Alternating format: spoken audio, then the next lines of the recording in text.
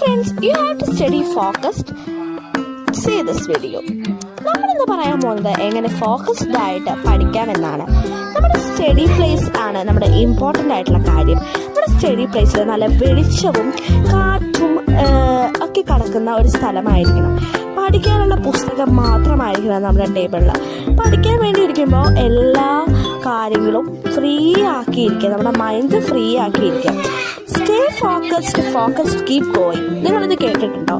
അങ്ങനെയാണ് നമ്മുടെ മൈൻഡ് ഇരിക്കേണ്ടത്. നല്ലൊരു കോഫി കുടിച്ച് സെറ്റിൽഡ് ആയിട്ടാണ് നമ്മൾ പഠിക്കാൻ വേണ്ടി ഇരിക്കേണ്ടത്. ആ സമയത്ത് നമ്മുടെ മൈൻഡൊക്കെ ഫ്രീ ആയി കഴിഞ്ഞു കഴിഞ്ഞാൽ നമുക്ക് പഠിക്കാനുള്ള ഇംപ്രഷൻ കൂടുന്നതായിരിക്കും. പിന്നെ അത് മാത്രമല്ല, പ്രോട്ടീനുള്ള ഫുഡ് കഴിക്കുക, അത് നമുക്ക് പഠിക്കാൻ വേണ്ടി സഹായിക്കും. അത് മാത്രമല്ല, നിങ്ങൾ നന്നായി പഠിച്ചു കഴിഞ്ഞാൽ സക്സസ് ഈസ് ദ ബെസ്റ്റ് കാര്യം.